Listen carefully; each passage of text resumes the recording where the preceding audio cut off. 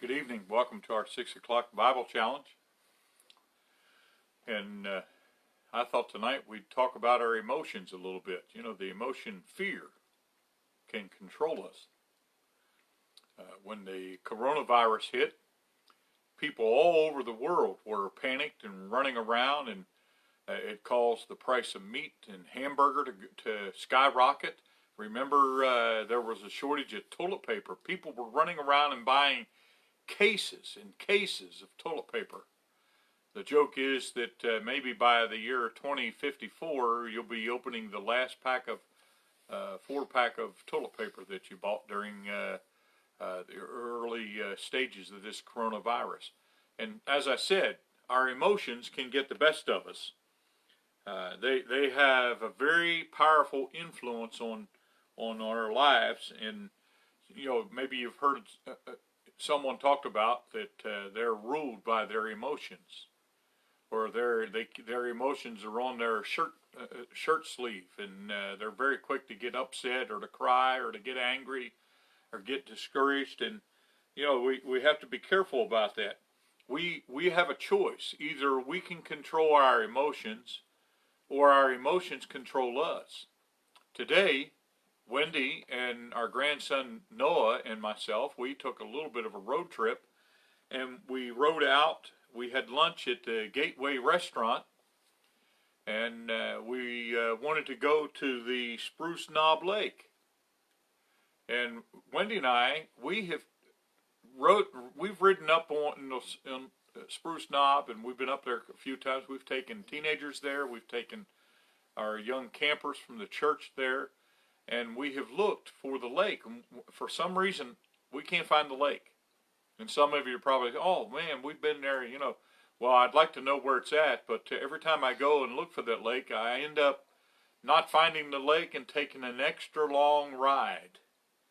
And that in itself could be very frustrating.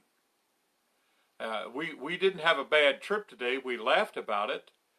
But finally, I had ridden so far that suddenly I started around this turn in the little dirt road we were on, and I thought, this place looks familiar. I think I've been here a few months back with Mark Sturgill. He was showing me the ropes of fishing for on mountain streams for those little brown trout, little native brook trout, things like that. And I realized this is the spot. And when I came with Mark, we came from a total different direction, and so we came through Spruce Knob and up on top of Spruce Mountain, I guess. But how I ended up there, I guess I could get you there again. But I thought, well, I'm not going to go back through where we've been. I'm just going to try to get home from here. And Wendy turned the GPS on, and we started following that. And I got to a turn where I vaguely remembered, I thought, I think Mark turned from down this steep hill, but the GPS said go straight. And as we went across there, Noah noticed there was a big yellow sign there that said dead end. But the GPS said go this way. So we followed the GPS, and we went on out there. The road got smaller and smaller and narrower and narrower, worse and worse. And before long, there was a big patch of grass growing in the middle. And we got down to a spot where the GPS said, turn to the right. And if you'd have turned to the right, we would have rolled down the mountain. And it wasn't a road at all.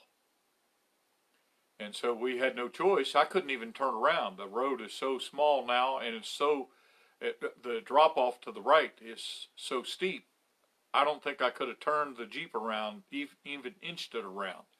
And finally, I came to a gate that was open, thank goodness, that said, stop, private property, do not enter. But the gate was open, and I could tell straight up ahead there was an opening where I could turn around. So I drove up in there and turned around as quick as I could and came back. All kinds of emotions. I from the front, Noah sitting in the back, and I said, all we need is to start out of here and have a tree fall across the road. We could end up walking 25 miles for help.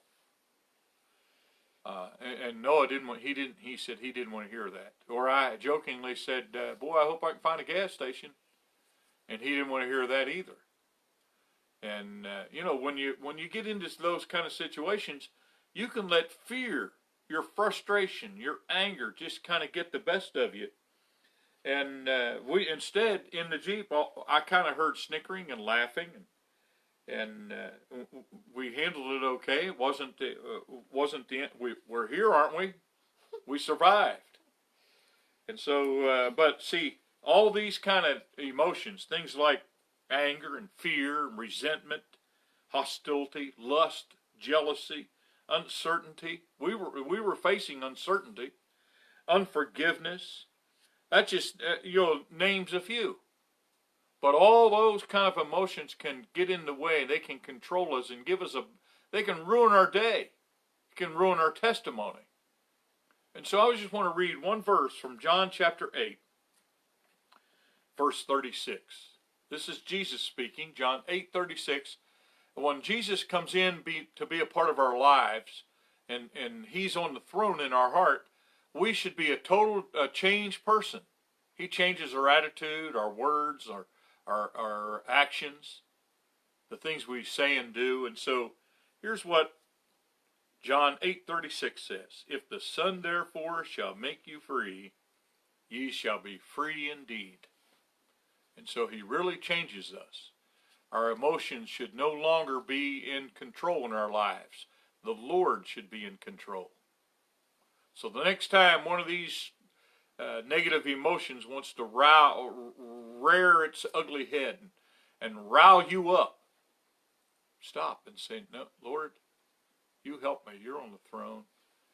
You free me from that bad emotion. You free me from this bad moment."